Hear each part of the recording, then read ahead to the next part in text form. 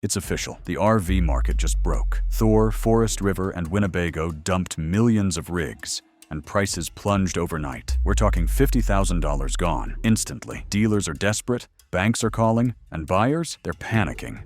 The big three flooded the market to save themselves, and the fallout is just beginning. If you're thinking of buying or selling, pay attention. Because this crash is only getting started. The overnight shock.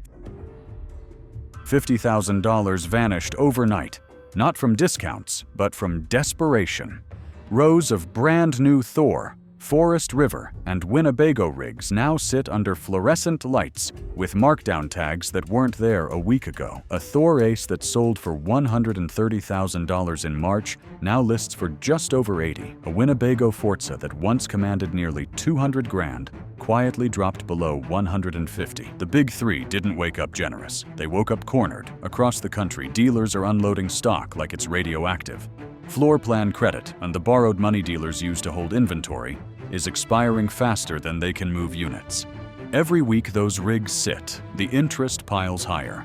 And when your lot carries hundreds of thousands in inventory debt, every unsold R-vee is a ticking meter of red ink. This isn't a sale, it's a survival response. Buyers walking onto lots this week are staring at prices that make no sense, unless you know what's happening behind the scenes. The big three have flooded their networks with unsold units to dump the debt before banks tighten again.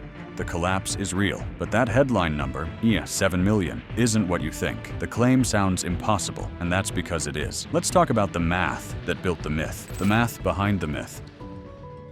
7 million R-vees. It's a number that caught fire online and scared half the market into thinking the sky had fallen. The truth is more precise, and in some ways, even worse. According to the Recreational Vehicle Industry Association, total shipments for the past year barely reached 330,000 units. That's all new production across every brand combined. So how does that become 7 million?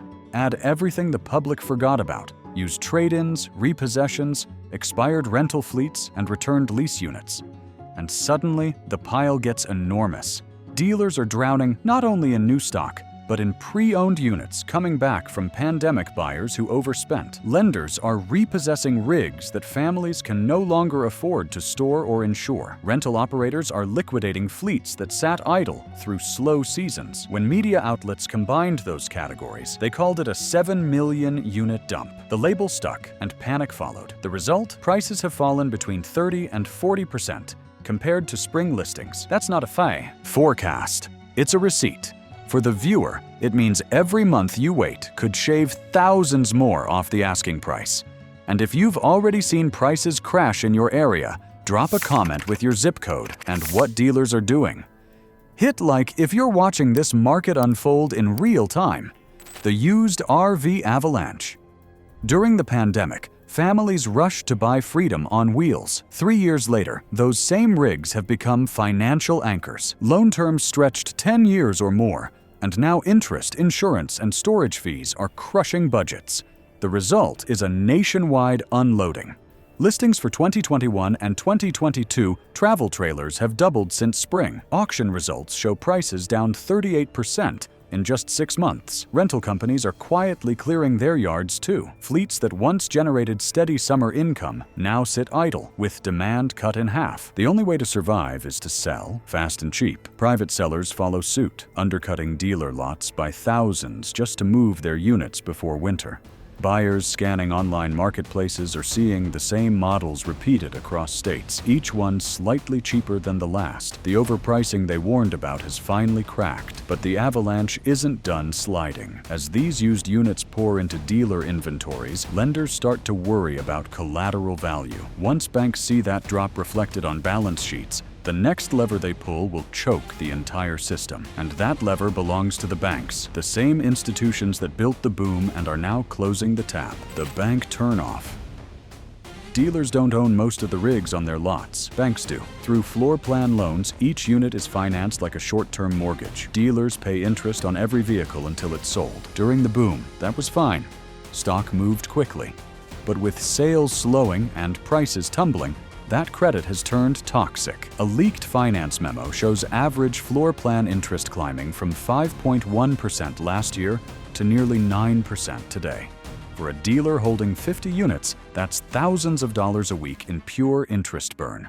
To cover losses, dealers slash prices even deeper, creating the illusion of generosity. In reality, they're racing against curtailment schedules, deadlines set by lenders demanding partial repayment after a fixed number of days. Miss those payments, and the bank sends a truck to collect its property. Some dealers are already folding, surrendering inventory rather than feeding the debt. For buyers, this means one thing: more markdowns ahead, especially before year's end when curtailments reset. The big three can't admit it, but their own financing chains are tightening. Every repossession, every liquidation pushes values lower for the next buyer.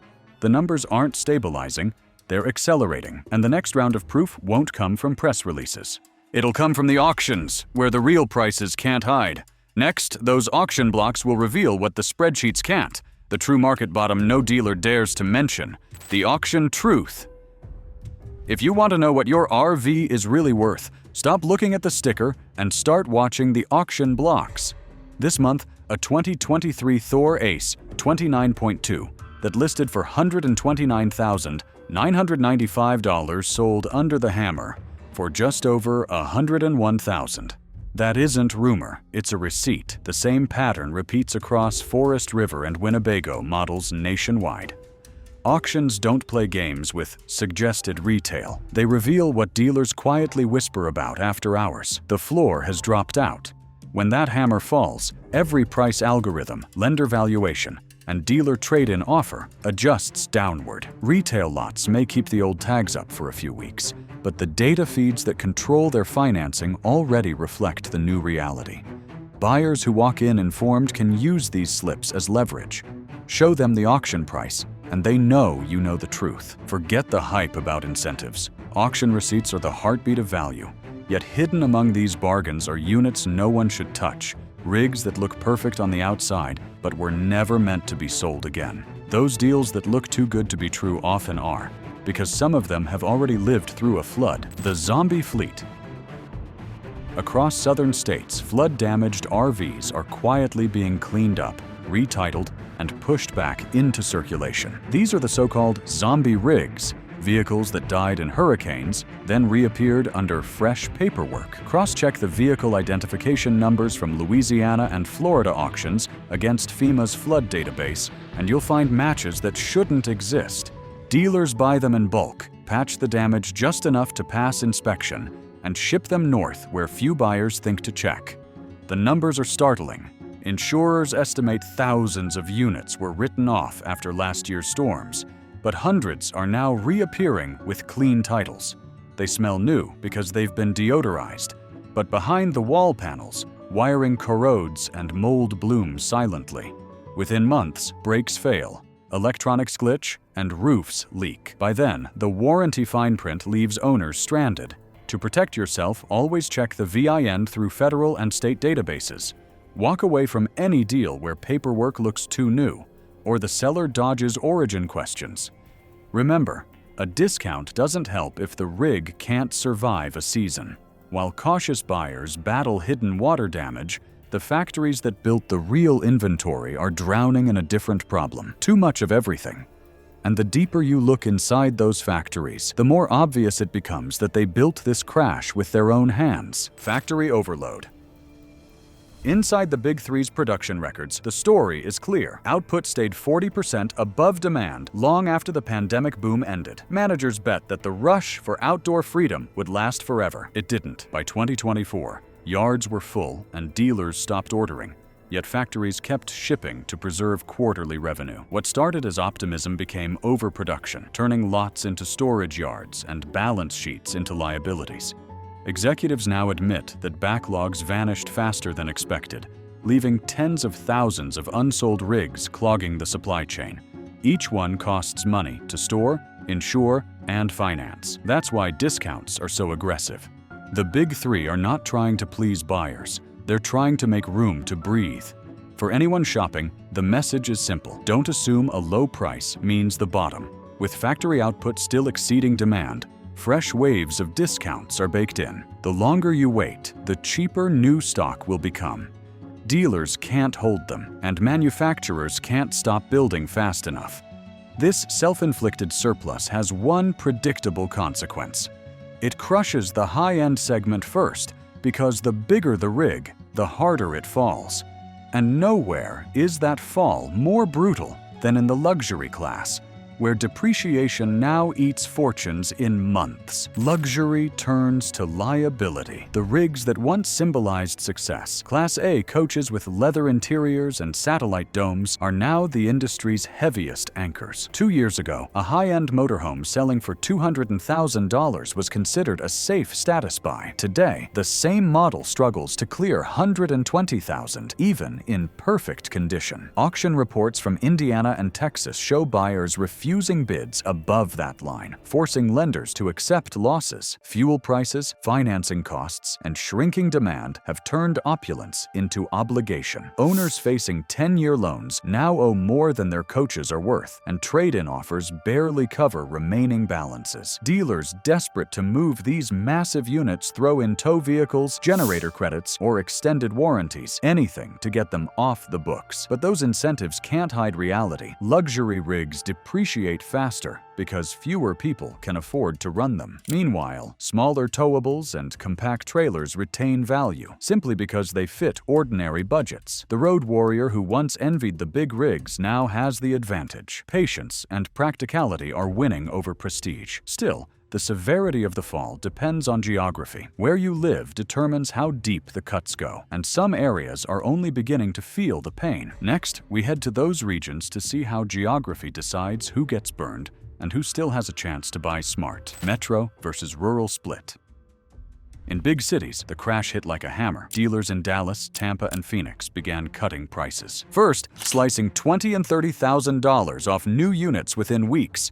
Urban buyers have options: public transport, rentals, even rideshare, so demand evaporated fast. With lots jammed full, city dealers had no choice but to dump inventory at any price just to keep their credit lines open. Elkhart, the heart of America's R-vee manufacturing, saw wholesale prices collapse even faster as shipments outpaced orders by months. Meanwhile, small towns hesitated. Rural families held off selling, hoping the storm would pass. But as credit tightened and local lenders raised rates, the slowdown turned into paralysis. In these towns, an R-vee isn't a luxury, it's a lifestyle purchase tied to seasonal income. Once tourism dipped and storage fees rose, those same communities faced the same reckoning, only slower and harsher. Urban markets will bottom out first, creating short windows for cash deals, while rural regions lag behind. By late winter, those smaller markets will start matching city-level markdowns. The slowdown isn't just visible on price charts anymore. It's shutting off the factory lights one state at a time, and once the lights dim on those production floors, the sound that follows is silence. The silence of layoffs spreading through America's manufacturing towns. Factory silence. Factories that once ran around the clock in Indiana, Ohio, and Michigan now echo with emptiness. Assembly lines that once hummed are still, and freshly painted rigs sit half-finished, waiting for orders that never come. WARN filings this quarter confirm what locals already knew. More than 1,200 workers have been cut across multiple facilities since summer. Suppliers that build frames, windows, and appliances are seeing their own layoffs ripple outward. For decades, these Midwestern plants were the backbone of R-vee production, supporting diners, repair shops, and trucking companies across small towns. But when production halts, entire local economies seize up. The lunch counters go quiet. Fuel stations sell fewer gallons. Even local governments lose tax revenue tied to factory payrolls. And yet, for buyers, this contraction has an upside. Fewer new builds mean fewer future units competing in next year's used market. That scarcity will help stabilize values, eventually. For now, the cuts are painful but predictable. Overproduction built the bubble. Reduced output is the only way to pop it safely. The next domino, however, isn't on the factory floor. It's on Wall Street, where investors are already abandoning the same brands they once celebrated. And when investors leave, they take confidence with them. Along with the money that keeps dealerships alive, Wall Street retreats. Stock tickers tell their own story. Thor shares have dropped 22% since spring. Winnebago is down 18% in the same window. Forest River, though privately held, has seen its equity partners quietly unwind positions, signaling retreat. When investors run, capital dries up. Lenders grow cautious. Dealers that depend on stock-linked financing lose access to easy credit, and suddenly, the squeeze at the top filters straight down to the showroom floor. This retreat isn't driven by panic alone. It's math. Analysts now forecast another 12 months of declining revenue, and funds would rather take losses now than ride out the downturn. That exit reduces liquidity across the industry. Smaller dealers can't refinance floor plans. Larger ones delay expansion or shutter weak locations. For the consumer, that means one clear thing: retail markdowns must deepen to turn metal into cash. What looks like a stock chart to Wall Street is a buying signal for the cautious road warrior. The same fear driving investors away creates openings for those patient enough to wait. As capital flees the corporate level, leverage shifts back to the buyer standing on the lot with real funds in hand. And those buyers, the ones walking in ready to pay outright, are about to discover just how powerful cash has become in a desperate market. If you want updates before the next wave hits, subscribe right now. We track dealer cuts, factory moves, and market timing so you know when to buy, not when they tell you. Cash is king again. In this climate, cash is more than convenience, it's control. Dealers across the country are strapped for liquidity, watching interest accumulate on every unsold rig. A leaked memo from one major dealer group offers what they call an instant title discount for any buyer paying in full by wire transfer. In plain terms, that's thousands shaved off the bottom line simply for skipping financing. When lenders tighten and inventory piles up, dealers crave quick settlements more than margins. Walk in with proof of funds, set your terms, and demand extras like service credits or winterization. Dealers need liquidity, so almost nothing's off the table. But the savviest wait for the next curtailment cycle, when banks squeeze hardest and prices bottom out. Patience now means power later. Timing wins everything, and those patient buyers, the ones studying the timing instead of chasing the deals, are about to turn this chaos into opportunity in the final act, the patient strike. Timing decides everything. Dealers operate on tight credit schedules called curtailments, deadlines that force them to pay a portion of every unit's financing cost after a set number of days. Internal dealer documents show a 27-day review window each quarter, and when that date nears, panic sets in. Discounts multiply overnight as managers rush to clear aging stock before the next payment hits. That's when buyers gain the upper hand. We're about 3 weeks from the next curtailments. Wait until those bills hit, and markdowns will surge nationwide. Buyers who rush now overpay by $10,000 or more. Strike when debt matures, not when ads scream clearance. Each week of patience adds leverage. Smart timing creates profit, but knowing what to buy turns it into strategy. Because waiting means nothing if you buy the wrong rig. The next step is knowing which ones actually hold their value, the contrarian edge. While everyone else chases the same shiny brands, the real opportunity hides in overlooked models that quietly outperform the pack. Take the Coachman Freedom Express and the Jayco J Flight, two names that lack prestige, but consistently show stronger depreciation curves than flashier rigs. They're built simpler, easier to service, and designed for long-term use, not showmanship. That's exactly what keeps their resale values alive when the rest of the market sinks. A 2021 Freedom Express, once $38,000, now trades near $28,000, while flashy brands dip below $25,000. The smart play is function over fashion. Lightweight towables, mid-tier builds, proven mechanics. These quiet survivors hold value as others fade, while a new market collapse brews ahead. Because while buyers hunt bargains on diesel and gas, the electric side of the industry is flashing red. The electric countdown. Electric R-vees were supposed to be the next revolution. Instead, they're the next warning sign. Listings for electric-powered campers have dropped 38% since summer, but not because they're selling, because owners are pulling them off the market, unwilling to accept how far prices have fallen. The math is ugly. Battery replacements that once cost $20,000 now retail for less than half that, which means existing rigs instantly lose value as technology outpaces itself. Depreciation in electric RVs isn't gradual, it's a cliff. A 2023 Class B, once priced at $160,000, now books near $95,000. Until batteries standardize and warranties expand, each rig is a gamble. Wait 1 quarter. Falling battery costs and deeper discounts will make today's prices look inflated. Timing the bottom beats any rebate, because the countdown is already underway, and the next 30 days may define the real bottom for every buyer watching right now. The decision. The window is opening. Dealer schedules show curtailment resets hitting within the next 30 days, triggering another wave of markdowns as financing deadlines expire. This is where numbers turn into opportunity. Across the board, average markdowns now sit near 45%. Thor units down 47%, Forest River down 41%, and Winnebago close behind at 44%. These aren't projections. They're documented reductions verified through auction receipts and dealer reports. The next month isn't about panic.